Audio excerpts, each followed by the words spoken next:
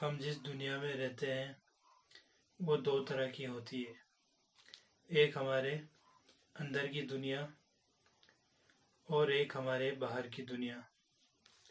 अंदर की दुनिया, द वर्ल्ड इनसाइड अस, वो क्या बताता है कि हम कैसा सोचते हैं, हमारा स्वभाव कैसा है, हमारा कल्चर कैसा है और हम किस तरह का इंटेलिजेंस रखते हैं, किस तरह का काम करना पसंद करते हैं। ये सारी चीज़ें जो हमारे स्वभाव से और कला से रिलेटेड होती है, that is all our inner world. बाहर वो कुछ नहीं दिखता। दूसरी दुनिया बाहर होती है।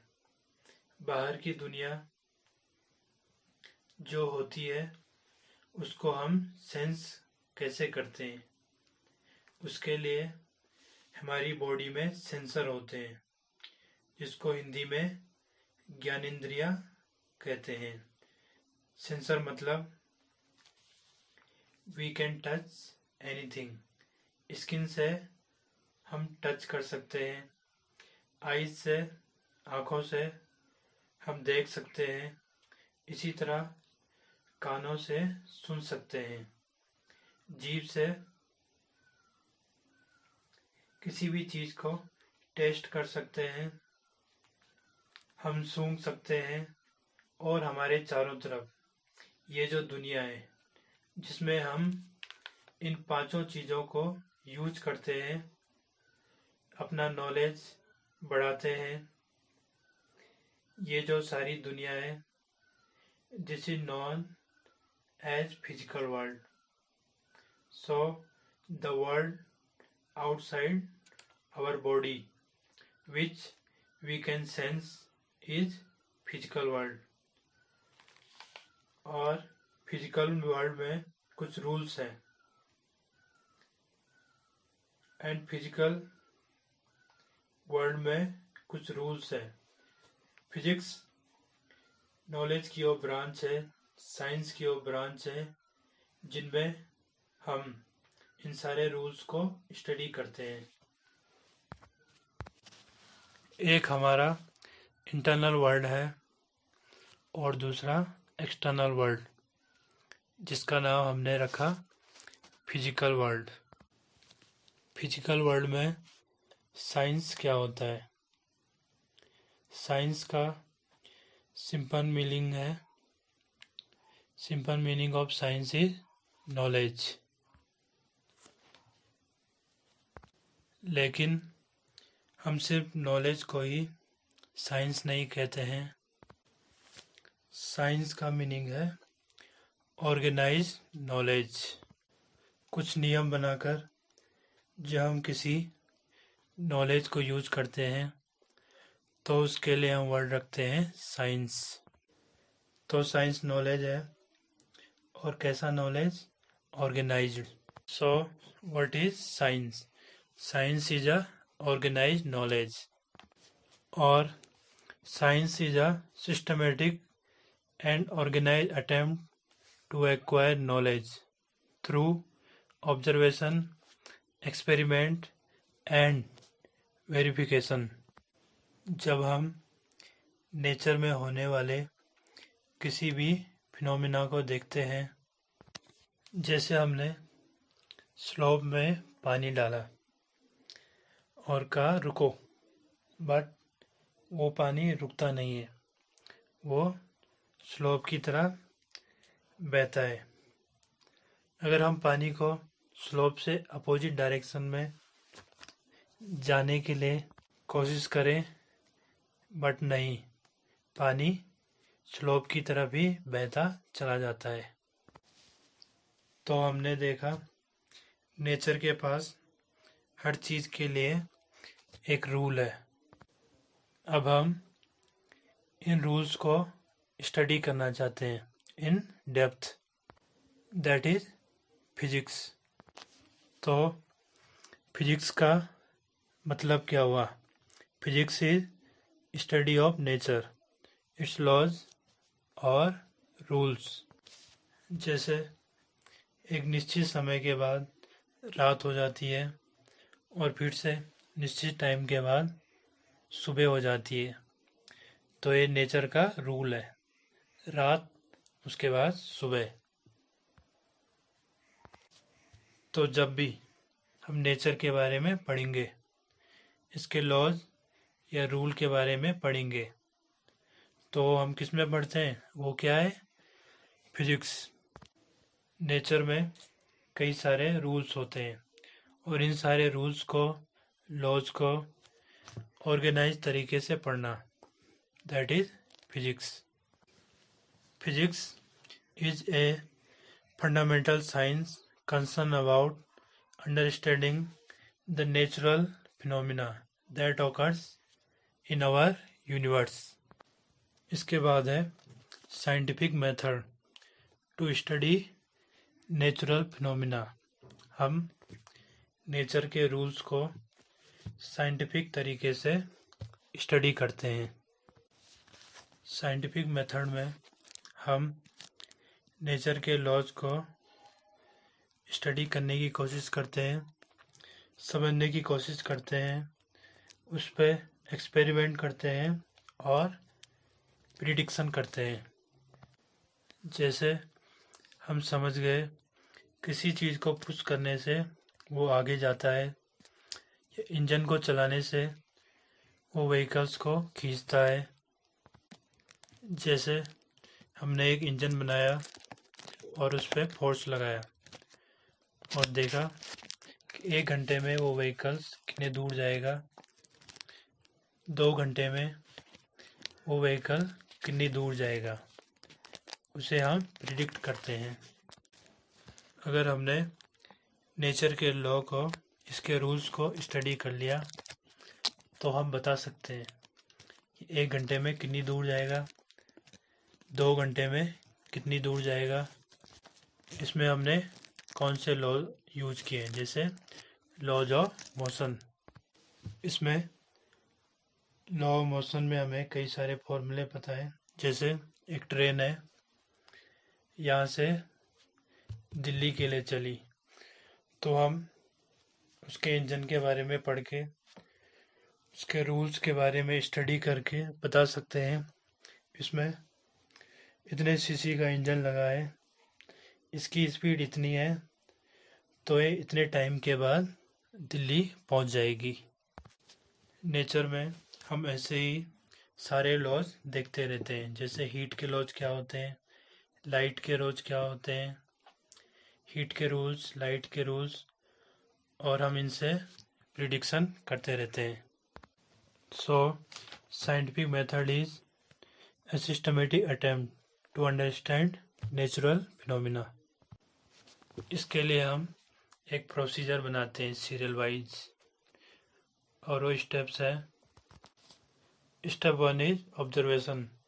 जो कुछ भी हमारे नेचर में हो रहा है उसे ध्यान से ऑब्जर्व करना। जैसे हमने ऑब्जर्व किया, नेचर में सन हमेशा ईस्ट से निकलता है, या पानी हमें हमेशा स्लोप की तरफ बहता है। उसके बाद हम क्या करते हैं? इन लॉज को, जो ऑब्जर्वेशन हमने देखे, उन्हें अपनी लैब में एक्सपेरिमेंट करते हैं। जैसे पानी पहाड़ में जहाँ स्लोप है उस तरफ जा रहा है, तो हम अपनी टेबल को स्लोप देते हैं, उसमें पानी डालते हैं और फिर देखते हैं पानी स्लोप की तरफ जा रहा है। तो एक्सपेरिमेंट हम अपनी लैब में करते हैं। हम पहाड़ में स्लोप चेंज करके एक्सपेरिमेंट तो नहीं कर सकते, इसलिए हम लैब में आए और टेबल के ऊपर पानी डाल के एक्सपेरिमेंट किया। जैसे हमने टेबल को एक साइड से ऊपर किया तो पानी स्लोप में चले गया, फिर टेबल को दूसरी साइड से ऊपर किया तो पानी स्लोप में चले गया। तो उससे हमने देखा पानी हमेशा स्लोप में जाता है। जो कुछ भी हमने नेचर में ऑब्जर्व किया उसे हम लैब में करेंगे, and that is known as controlled experiment. Experiment करने के बाद हम उसका एनालिसिस करेंगे। एनालिसिस मीन्स क्यों हुआ, ऐसा करने से पानी नीचे की तरफ क्यों गया। जैसे लैब में हमने टेबल को ऊपर किया तो पानी उस पर डाला, तो उसके बाद पानी स्लोप की तरफ ही क्यों गया, तो हम उसके बाद एनालिसिस करते हैं कि ये चीज़ क्यों हुई। एनालिसिस में जैसे टेबल को हमने स्लोप दिया, उसमें पानी डाला तो पानी नीचे की तरफ चला गया, तो ऐसा क्यों हुआ। अर्थ ने इसमें ग्रेविटेशनल फोर्स लगाया, ये सब हम देखते हैं। फोर्स ने इसे अपनी तरफ खींचा, तो इसमें नेचर की कौन कौन सी क्वालिटी यूज हुई, इस सब को हम देखते हैं। किसमें, इसे हम कहते हैं क्वालिटेटिव। इसमें कौन कौन सी क्वालिटी यूज हुई, that is known as qualitative analysis. इसके बाद एक दूसरी तरह का एनालिसिस है। जैसे अगर मैंने टेबल को 10 डिग्री ऊपर स्लोप दिया तो पानी ऊपर से नीचे 5 सेकंड में पहुंचा। अगर मैंने इसे 40 डिग्री स्लोप दिया तो पानी ऊपर से नीचे 2 सेकंड में पहुंचा। तो इस टाइप का जो एनालिसिस है इसे हम क्या कहेंगे, क्वांटिटेटिव एनालिसिस। क्वांटिटेटिव एनालिसिस करने के बाद क्वांटिटी की हेल्प से हम एक फॉर्मूला बनाते हैं जिसे हम क्या कहते हैं, मैथमेटिक्स मॉडलिंग। इसके बाद फॉर्मूला यूज करके हम प्रिडिक्शन करते हैं। जैसे distance equal to speed multiply by time, this is formula of distance. Distance equal to speed into time. तो हम प्रिडिक्शन करते हैं किसी व्हीकल की स्पीड अगर 2 मीटर पर सेकंड है तो 2 सेकंड में कितना जाएगा, 4 मीटर। स्पीड अगर इंक्रीज कर दी, स्पीड कितनी होगी, 10 मीटर पर सेकंड, तो 2 सेकंड में कितना जाएगा, 20 मीटर। मैथमेटिक मॉडलिंग से हमें जो फॉर्मूला मिलता है उसकी हेल्प से हम प्रिडिक्शन कर सकते हैं। प्रिडिक्शन करके उसके बाद हमने उस व्हीकल को प्रैक्टिकली चला के देखा, उसी स्पीड से चला के देखा उतने सेकंड में। अगर वो उतनी डिस्टेंस तक गया और वो सही है तो हमारा फॉर्मूला क्या हो गया, वो वेरीफाई हो गया। तो प्रिडिक्शन के बाद जो नेक्स्ट स्टेप है दैट इज वेरिफिकेशन। ये जो स्टडी करने का मेथड है, step wise observation, control experiment, quantitative and qualitative analysis, mathematic modelling, prediction and then verification. इस टाइप के मेथड को साइंटिफिक मेथड कहते हैं, scientific method to study. Next, principle thrust area in physics. What does it means? Its mean is when we study physics, जब हम physics पढ़ते हैं तो फिजिक्स की स्टडी में हम क्या चीज़ पढ़ते हैं, किस चीज़ पे ज़्यादा जोर डालते हैं, थ्रस्ट। What is thrust? किसी भी चीज़ को पढ़ने के, स्टडी करने के कई सारे मेथड होते हैं, कई सारे तरीके होते हैं। जैसे अगर हमें संस्कृत पढ़नी है, अच्छे से बोलना सीखना है,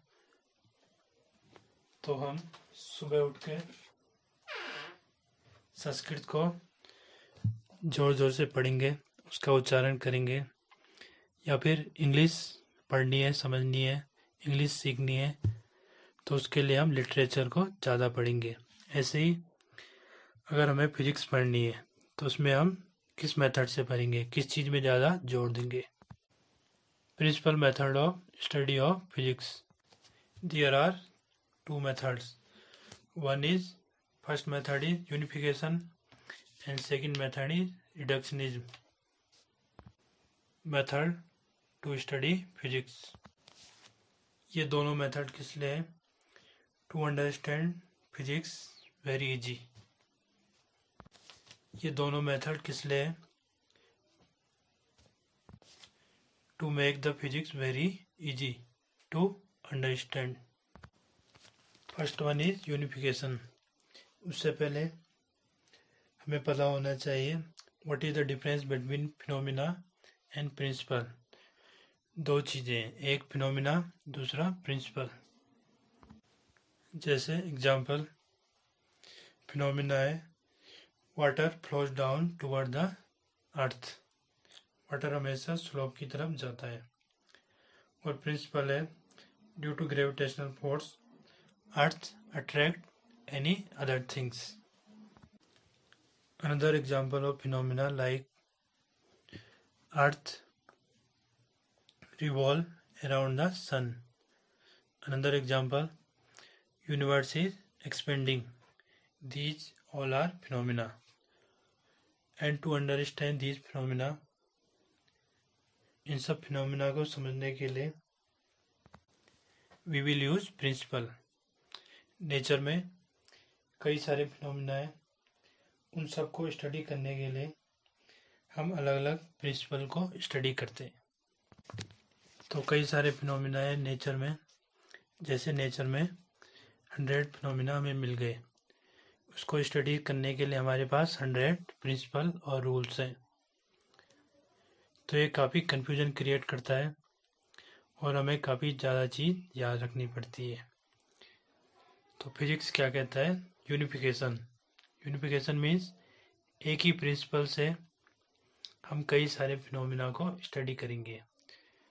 जैसे फिनोमिना है the two object attract each other. Water slope में अर्थ की तरफ जा रहा है। Why? Principle is two object attract each other. Next example, earth revolve around the sun. Earth sun के चारों तरफ घूम रही है। Same principle we will use two object attract each other. Universe is expanding. Same principle we will use two object attract each other. एक ही principal से हम कई सारे फिनोमिना को स्टडी करेंगे, दैट इज यूनिफिकेशन। तो हम ऐसे लॉज को और ऐसे प्रिंसिपल को स्टडी करते हैं जो कई सारे फिनोमिना को कंट्रोल करता है।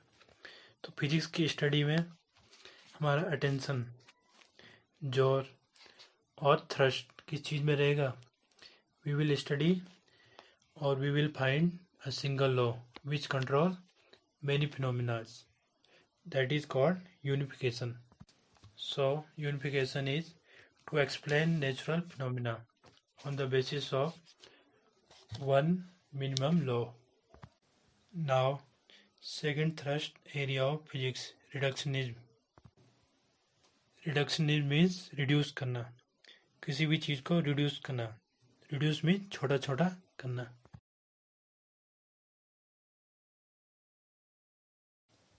हमको एक बड़ी सी प्रोसेस समझनी है, तो कॉम्प्लेक्स प्रोसेस को हम छोटे छोटे पार्ट में डिवाइड करके उसे समझते हैं। छोटी छोटी प्रोसेस जिसमें हम किसी कॉम्प्लेक्स प्रोसेस को तोड़ देते हैं, फिर उसके बाद छोटी छोटी प्रोसेस के एक एक प्रिंसिपल को समझते हैं। किसी बड़ी कॉम्प्लेक्स प्रोसेस को छोटी छोटी प्रोसेस में तोड़ के समझना, reductionism. So when we study physics, we first reduce a very large process into a small process, and then we study each process separately. This method is known as reductionism. This is the method to study physics. This is the thrust area of physics. So, reductionism. To understand or to derive the properties of a bigger or more complex system, the properties of its simpler constituents parts are taken into account. So, which are the two thrust area in physics? First is unification and second is reductionism.